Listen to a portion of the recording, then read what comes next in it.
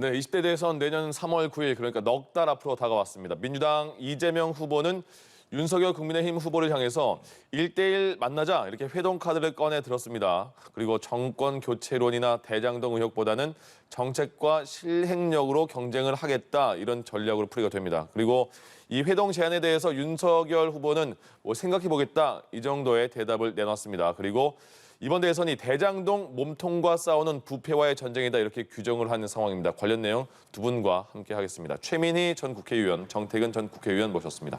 어서 오십시오. 네, 안녕하십니까. 예. 일단 이재명 후보가 윤석열 후보에게 만나자, 1대1로 만나자, 그리고 뭐 일주일에 한 번 정도는 정책 토론도 하자 이렇게 제안을 했어요. 왜 했을까요? 그 이재명 후보 입장에서는 당연히 대선을 정책 경쟁으로 가져가고 싶은 거 아닙니까? 예. 그리고 여러 가지 지형상 그 윤석열 후보가 부패와의 전쟁이라는 이 얘기를 한 기사에 댓글이 네. 본인한테 하는 얘기야? 아, 장모 얘기야? 이런 얘기가 있어요. 그러니까 이번 대선이 여야를 막론하고 후보에 대한 생사 여탈권이랄까 그런 걸 검찰 손에 쥐어주고 치르는 대선입니다. 이런 측면에서 홍준표 후보가 대선 끝나고 나면 둘 중에 하나 감옥 간다. 그리고 마이크 안 잡겠다. 이 뜻을 분명히 했잖아요. 예. 그래서 이 부분은 정치권 전체가 반성해야 되는 부분이라고 생각합니다. 그러니까 이런 상황에서 계속 우호적인 언론 환경이나 검찰과의 관계 속에서 이걸 검찰에게 맡기고 선거를 진행하고 싶은 쪽이 있을 테고 빨리 정책 경쟁으로 가고 싶은 쪽이 있을 텐데 네. 이재명 후보는 정책 경쟁에 더 우위가 있다고 판단하고 있는 것이겠죠. 예. 그런데 이 1대1 회동을 매주 하자는 거잖아요. 그래서 구체적으로 만약에 한다면 전국민 재난지원금하고 50조 두텁게 소상공인 지원하는 것, 그 의제부터 논의되지 않겠습니까? 네. 그런 모습은 보기가 좋을 것 같은데 실현 가능성은 낮다고 봅니다. 정책 대결은 뭐 유권자도 굉장히 궁금해하는 부분인데 일단 이재명 후보가 제안을 했고 윤석열 후보는 지금 당장은 생각해보겠다 이 정도의 반응이거든요. 일단 뭐 이재명 후보가 지금 좀 급하다고 봐야죠. 일단 지금 이제 수세 국면을 좀 전환할 필요가 있다고 보는 건데 예. 수세 국면이라고 하는 것은 첫 번째로는 어떻든 대장동 이슈가 계속 살아있고 검찰의 수사가 미진하고 특검이 필요하다는 그런 여론이 계속 올라오고 있고 대장동에 대해서 새로운 이슈들이 계속 터지고 있다는 점이 하나가 있는 거고요. 예. 두 번째로는 이재명 후보가 선출될 때하고는 다르게 윤석열 후보가 선출될 때에는 지금 확실하게 이제 컨벤션 효과라는 게 있는 거거든요. 지금 이제 지난주 말부터 조사가 나온 걸 보면 뭐 한 5%에서 11% 정도 이렇게 상승되는 과정이고 이재명 후보는 이제 박스권에 갇혀 있는 이런 양상이기 때문에 그래서 뭔가 국면을 전환할 필요가 있다고 보여지는데 예. 저는 뭐 토론 자체는 나쁘다고 보지는 않아요. 근데 우선 일단 윤석열 후보 입장에서 보면 일단 지금 이제 지난주에 돼서 선대위를 구성하는 문제 그리고 이제 이 전체 국민의힘 내부의 단합과 더불어서 정권 교체를 바라는 소위 이제 국민의힘에 속해 있지는 않지만 바깥에 있는 사람들을 어떻게 연대할 것인가 이게 이제 가장 큰 문제이고 두 번째로는 정책 측면에 봤을 때에도 사실은 그러한 연대가 되려면 당내에서도 다른 후보의 정책 그리고 바깥에서 좀 좋은 정책 이런 부분들을 조율을 해서 완결적인 정책들을 지금 만들어내는 과정들이 필요하거든요. 그래서 그런 다음에는 뭐 일정 정도 필요한 이슈, 뭐 현안으로 제기되는 이슈를 중심으로 해서는 뭐 그때 가서는 뭐 마다할 이유는 없을 거라고 보는데 지금 오늘이 딱 지금 넉 달, 네. 한 120일 정도 남은 거잖아요. 그래서 아마 이제 올해 정기국회가 끝나고 새해 들었으면 아마 이제 뭐 이재명 후보가 얘기하지 않아도 언론에서 공식 선거전 전에 그런 토론들을 만들어갈 거라고 보여집니다. 예. 지금 뭐 윤석열 후보도 그렇고 이재명 후보도 그렇고 2030의 마음을 어떻게 헤아릴까 이 부분도 굉장히 관심인 것 같은데 여기서 이재명 후보가요 한 인터넷 사이트에 올라온 글을 뭐 캠프 내 의원들 이렇게 공유했다는 내용이 나와서 여쭤봅니다.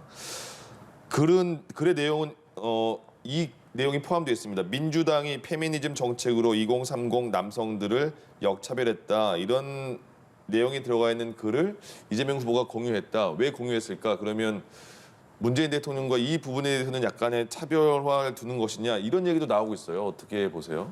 그러니까 차별화라는 단어에 갇힐 필요는 없다고 봅니다. 네. 지금 나오는 여론조사들을 보면 20대 남성 지지율에서 이재명 후보나 윤석열 후보나 별로 지지를 받고 있지 못해요. 예. 그리고 여성들도 마찬가지입니다. 그런데 그동안의 양성평등 혹은 성평등으로 넘어오는 과정에서 지금 현재 정책을 위반하는 분들은 대개 50대 이상, 60대가 중심이고 그것도 여성 정책은 60대 이상. 우리가 기억나는 한명숙 전 총리라든가 예. 김상희 부의장이라든가 이미경 전 사무총장이라든가 이런 분들이 여성운동 그 1세대를 네. 하면서 여성 정책을 이끌어 왔습니다. 그때 그분들의 상황과 제 세대의 양성평등 상황과 지금 20대의 양성평등 상황이 달라요. 예. 그렇기 때문에 페미니즘이라는 것도 저는 극단적인 페미니즘은 빼고 네. 페미니즘이라는 것도 시대마다 내용이 재구성되어야 한다고 생각합니다. 예. 그렇기 때문에 지난 대선에 문재인 대통령께서 페미니스트 대통령이 되겠다라는 의미는 예. 2022년에는 재구성되어야 하는 것이죠. 그런 흐름 속에서 이런 글을 읽어보자. 이건 무슨 얘기냐면 저는 솔직히 인정하는 게 민주당이 민주화 운동 혹은 학생 운동, 시민 운동 그리고 법률가들도 뭐랄까요? 민주화 과정에서의 법률 운동 뭐 이런 쪽의 출신들이 많다는 거 인정합니다. 그리고 여성 문제에 있어서도 아까 말씀드린 분들이 민주당의 주역이시잖아요. 그렇기 때문에 그런 것들이 재구성돼야 된다. 저도 인정하거든요. 예. 근데 이런 거를 차별화라고 규정하고 공격할 일이냐 이렇게 봅니다. 그래서 저는 페미니즘도 재구성되어야 하고 예. 그리고 20대 남성들이 지금 60대 남성들이 대접받던 거의 저희 오빠들도 절대적인 지위를 가지고 저는 되게 말하자면 구박받은 여성이었거든요. 네. 근데 지금 20대가 그런 관계는 아니잖아요. 그렇다고 그러면 여성 문제가 없느냐. 데이트 성폭력부터 직장 내 성차별, 그 승진 차별까지 유리천장은 여전한 것이거든요.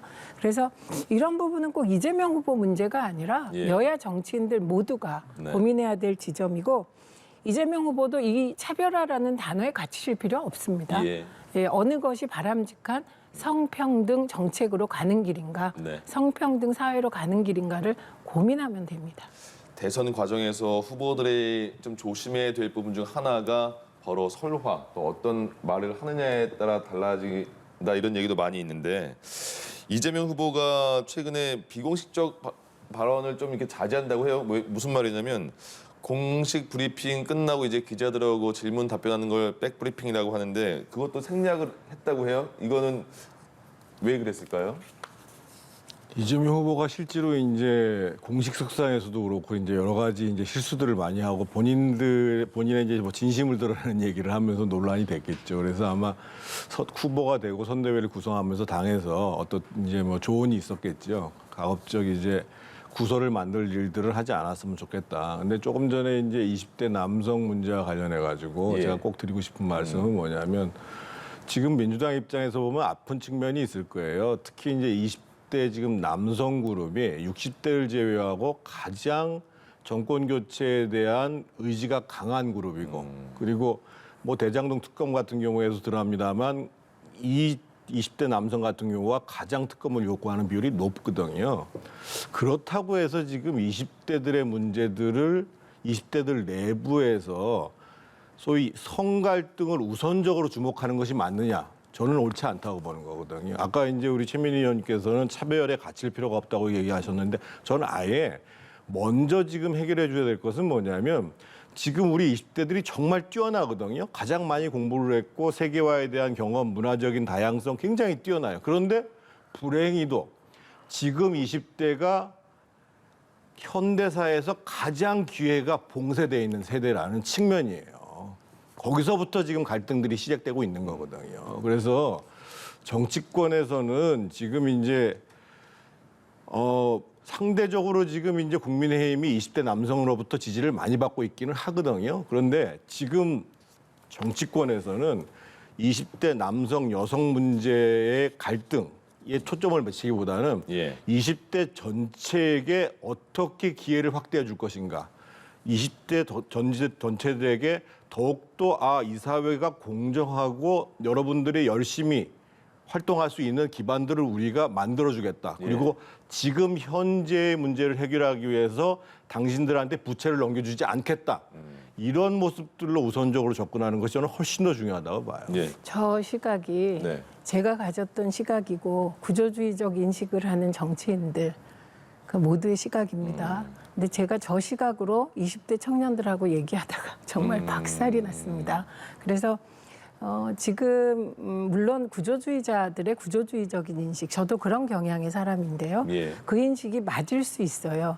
그런데 지금 20대가 표출하고 있는 것은 저런 구조주의적인 인식에 대한 해답을 20대가 오랫동안 찾았는데 아무도 해주지 않았기 때문에. 그럼 예를 들면 홍준표 후보가 그런 구조주의적인 해결책을 냈기 때문에 좋아하냐? 아니라는 거예요. 그 단계를 지나 있더라. 그리고 지금 주제가 페미니즘에 대한 문제 제기부터 이재명 후보가 시작한 거예요. 네. 그러니까 문제를 해결하는 방식에서 구조적인 원인 분석을 제시하고 이렇게 얘기하는 방식이 근본적인 해결책인 것 동의합니다. 예. 저도 그렇게 생각해온 사람인데 20대들하고 제가 대화 많이 하고 욕을 엄청 먹고 저는 정말 페미니스트 아니거든요. 예, 여성운동 해본 적도 없고 언론운동 쪽이기 때문에 예. 오히려 남성들과의 많은 갈등 속에서 커오면서 저런 여성운동은 싫다고 생각한 쪽이에요. 예. 굳이 하자면. 그런데 그냥 거의 박살이 난 이후로 조금 이게 어른들은 이렇게 생각할 수 있고 설계할 수 있는 사람은 이런 생각을 할 수 있다는 지적이 되게 뼈아팠어요. 예. 그래서 저는 전적으로 동의합니다. 의원님 생각에. 그런데 지금 20대에게 그런 얘기를 하는 것만으로 일자리를 많이 만들어줄게. 예. 이렇게 해줄게만으로는 일단 그 감성이 조금 바뀔까? 예. 이런 감성에 대한 대답일까에 대한 그런 걱정은 있습니다. 해결책의 방향은 저는 전적으로 동의합니다. 주민희 의원님 토론에서 박살난 적 거의 없잖아요. 20대들하고 해서 저 정말 문매를 맞췄습니다. 알겠습니다.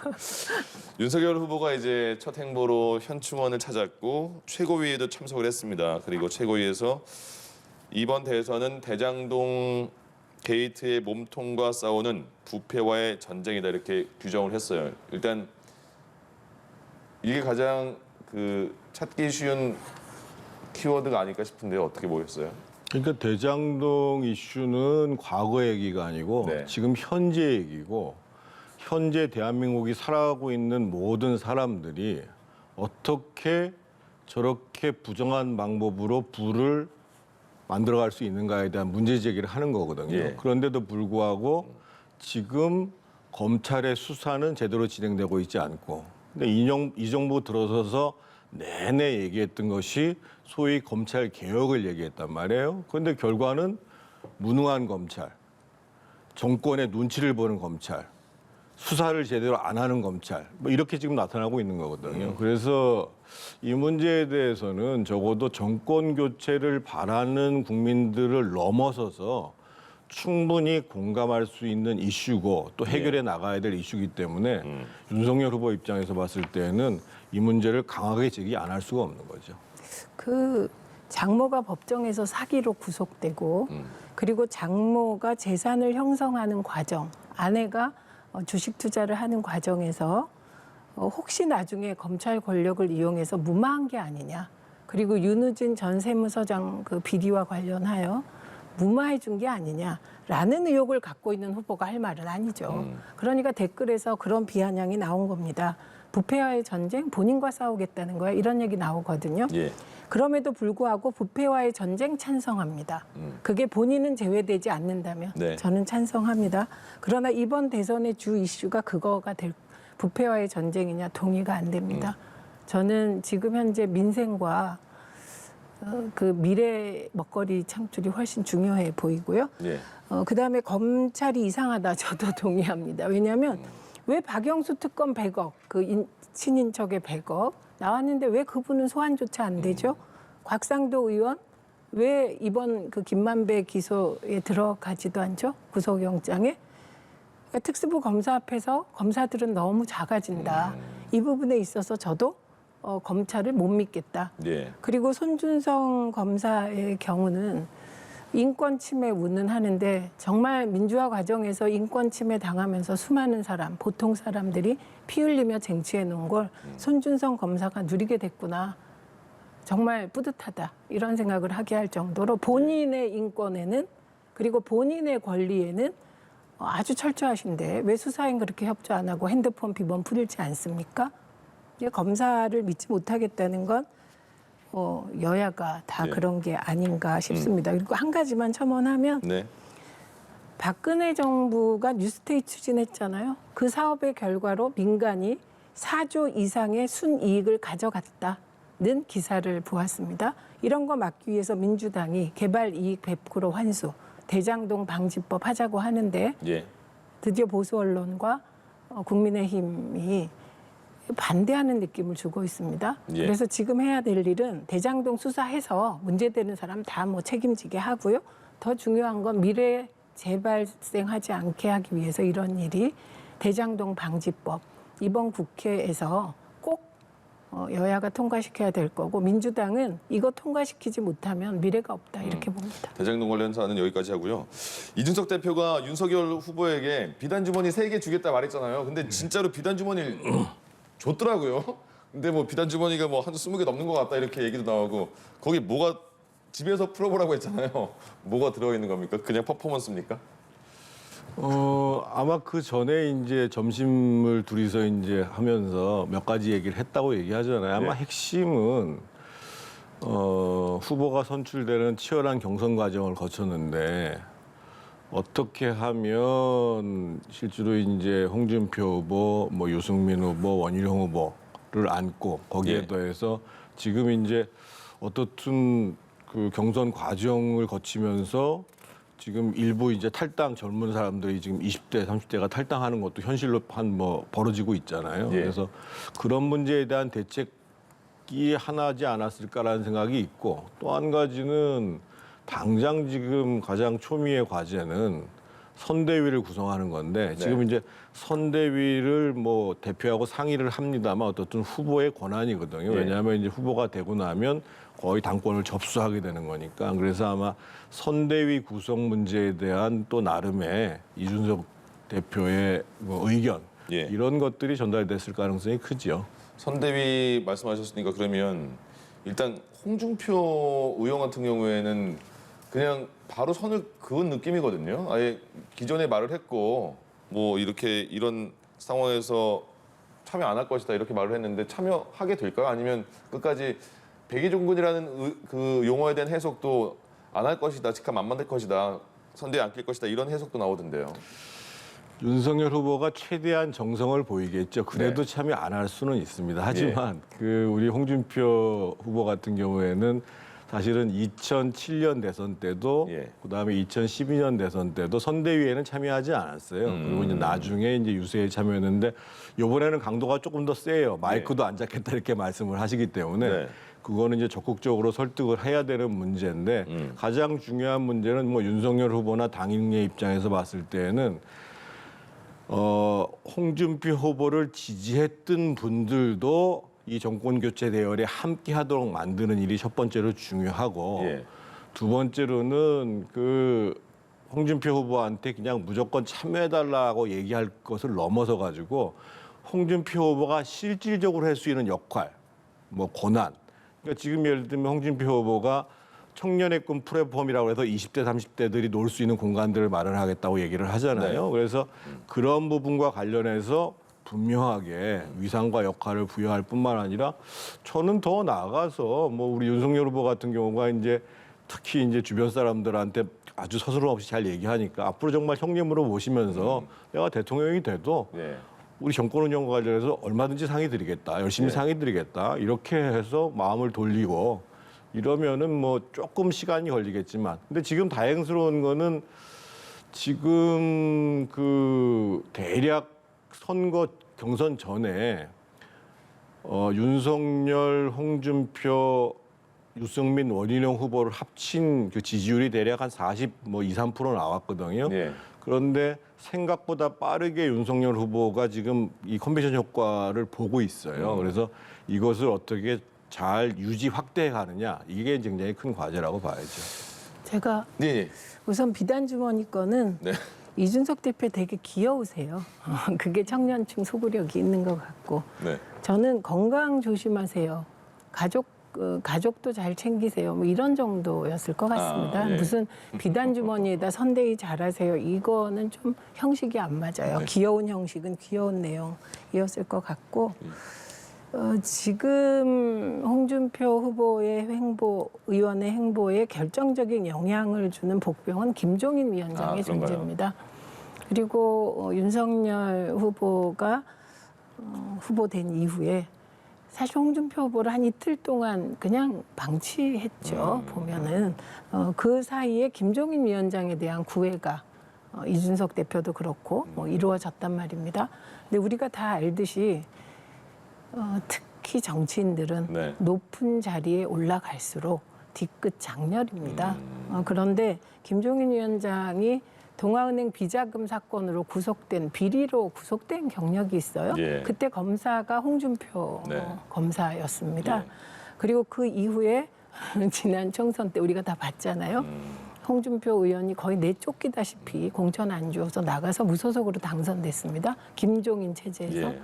그런데 중요한 거는 복당도 안 받아줬어요. 받아줬죠. 무소속으로 당선됐는데 이게 정치인에게 공천 배제된다는 거, 탈당을 해야 된다는 건 정말 인생에서 오점이고 씻을 수 없는 치욕이거든요. 그러니까 김종인 위원장이 경선 과정에서 갑자기 갑툭튀하셔서 윤석열 후보를 강력하게 지지하고 이런 것이 홍준표 후보에겐 전부 마이너스죠. 원팀 되는데 마이너스로 작용을 한 겁니다. 예. 그러면 장기적으로 원팀이 될 거냐 말 거냐 돼야죠. 네. 여도야도 돼야지 진영을 넘나들면 되겠습니까? 그 한 가지 방치했다는 건 안 맞는 말씀이고요. 예. 아마 이틀 정도 방치했다고 말씀하셨습니다. 네. 아마 이제 통화를 하셨다고 얘기를 해요. 네. 그래서 찾아뵙겠다고 말씀드렸다고 그러더라고요. 예. 그 말씀하신 것처럼 김종인 위원장이 지금 총괄 선대위원장으로 들어올 것이다. 15일 출판 기념회 이후에는 그런 얘기가 거의 기정사실로 지금 보도가 되고 있는 상황이거든요. 만약에 들어간다면 말씀하신 것처럼 원팀을 구성하는 데에는 그리고 이후에 뭐 안철수 지금 후보와 단일화 얘기도 나오는데 그 분들과 굉장히 껄끄러운 상황이기 때문에 김종인 전 비대위원장이 이게 좋은 캠프에서의 전략인가 이런 얘기도 나와요. 어떻게 보세요? 그 언론 보도나 지금 방송에서 평론하시는 분들이 이제 조금 오해를 하시고 계신 게 있어요. 네. 저는 뭐 비교적 이제 김종인 그 위원장하고 이제 그 자주 통화를 하는 예, 편인데, 지금 이제 정권을 행사한다라는 개념이 예. 모든 것을 다 이분이 관장한다 이렇게 볼 수가 없는 문제고. 일단 그거는요. 선대위 지금 기존의 메모드급 윤석열 캠프 해체하고 좀 정리하자 이렇게 말을 한 걸로 보도가 됐고 윤석열 후보는 그냥 내 이 캠프 유지되고 플러스 알파로 더 키우겠다 이렇게 보도가 나오던데요. 아닙니다. 어저께 이미 캠프는 해단식을 했어요. 예. 그거는 이제 당연히 그럴 수밖에 없는 게요. 예를 들면 지금 민주당 선대위도 마찬가지입니다만 상대 진영에서 했던 분들을 함께 하는 문제도 있고 예. 앞으로 더 나가면 국민의힘을 넘어서 가지고 정권 교체에 동의하는 사람들을 결합하는 문제가 있어서 예. 캠프는 선대위는 새롭게 구성하는 게 맞고 그리고 아마 이제 제가 듣기로는 어제 이제 그 권성동 비서실장이 임명을 받은 예. 다음에 그 김종인 비대위원장을 찾아뵌 걸로 제가 듣고 있거든요. 그 얘기는 뭐냐면 김종인 위원장님이 뭐 모든 것을 만기침을 하는 형식으로 이제 무슨 뭐 선거 지휘를 하겠다는 게 아니고 네. 선거라는 데가 이제 핵심 포스트가 있잖아요. 예. 예를 들면 뭐 정무기획을 담당하는 사람, 또 메시지를 총괄하는 사람, 또 상황을 담당하시는 분, 뭐 이렇게 등등등등 있잖아요. 그래서 그런 부분들과 관련해서 좀 김종인 위원장의 의중들을 잘 반영해서 선대위의 핵심 기능들이 잘 조정됐으면 좋겠다라는 것이고 지금 윤석열 캠프가 그동안 진행돼 왔던 걸 보면 이게 문제가 있으면 시스템을 고치는 형태보다는 이제 사람을 계속 추가하는 방식으로 진행돼 왔던 거거든요. 예. 그래서 이제는 그런 방식보다는 보다도 이제